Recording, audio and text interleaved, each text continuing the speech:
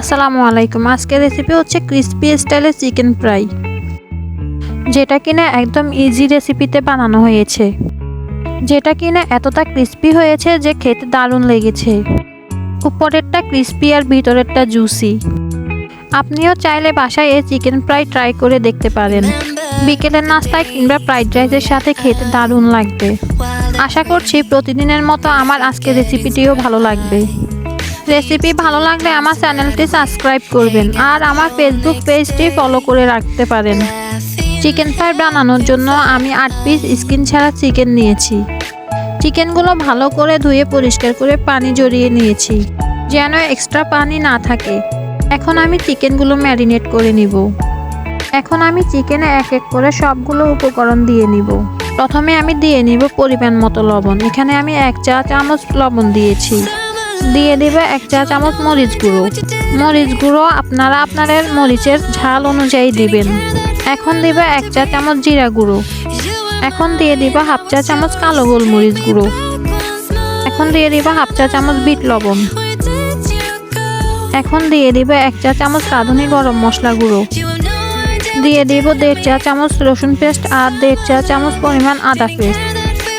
দিয়ে দিব বড় একটা লেবুকে ফালি করে তার থেকে 1 ফালি। আরও দিয়ে দিব 1 চা চামচ পরিমাণ পাউডার মিল্ক। পাউডার মিল্ক আর লেবু একসাথে বাটার মিল্কের কাজ করবে। দিয়ে দিব 1 চা চামচ পরিমাণ চিনি, যা সব মশলাকে ব্যালেন্স করবে। দিয়ে দিব 2.5 চা চামচ পরিমাণ সয়া সস। এখন সবগুলো উপকরণ চিকেনের সাথে ভালো করে 3-4 মিনিট ধরে মিশিয়ে নিতে হবে। চিকেনের সাথে মশলাগুলো মেশানো হয়ে গেলে একটা ঢাকনা দিয়ে ঢেকে 2 থেকে 3 ঘন্টা রেস্টে রেখে দিব। এতে মশলাগুলো চিকেনের ভিতর ভালো করে ঢুকবে। এরপর একটা ডিম দিয়ে দিব ফেটে। ডিমটা চিকেনের সাথে ভালো করে মিশিয়ে নিব। মেশানো হয়ে গেলে দিয়ে দেব 1/2 কাপ পরিমাণ আটা আর 1/2 কাপ পরিমাণ চালের গুঁড়ো। আমি চালের গুঁড়ো ব্যবহার করি, আপনারা চাইলে চালের গুঁড়োর পরিবর্তে কর্নফ্লাওয়ার ব্যবহার করতে পারেন। এখন সবগুলো উপকরণ আবারও ভালো করে মিশিয়ে নিব। এবার শুকনো একটা বাটি নিয়ে নিব। আবারও 1/2 কাপ পরিমাণ আটা আর 1/2 কাপ পরিমাণ চালের গুঁড়ো নিয়ে নিব। দিয়ে দিব 1/4 চা চামচ লবণ। দিয়ে দিব 1/2 চা চামচ পরিমাণ মরিচ গুঁড়ো। আরও দিয়ে দিব 1/2 চা চামচ পরিমাণ জিরা গুঁড়ো। এখন সবগুলো উপকরণ ভালো করে মিশিয়ে নিব। এখন আগে থেকে মাখিয়ে রাখা চিকেনগুলো শুকনো উপকরণগুলো দিয়ে ভালো করে কোট করে নিব। কিভাবে কোট করতে হবে আশা করি ভিডিও দেখেই বুঝতে পারছেন। এভাবে এক এক করে সবগুলো চিকেন কোটিং করে নিব। সবগুলো চিকেন কোটিং করা হয়ে গেলে আমি চিকেনগুলো ফ্রাই করে নিব মিডিয়াম টু লো হিটে। চিকেনগুলো ফ্রাই করার জন্য তেল গরম করে নিব। তেল গরম হয়ে গেলে আমি এক এক করে চিকেনগুলো তেলের মধ্যে দিয়ে দিব।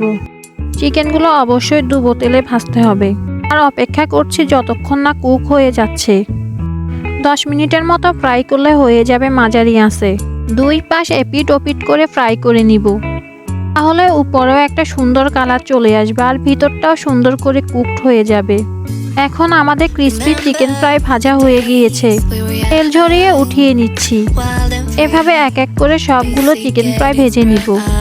সব থেকে সহজ রেসিপিতে আজকের এই ক্রিসপি চিকেন ফ্রাই আপনাদের মাঝে শেয়ার করছি।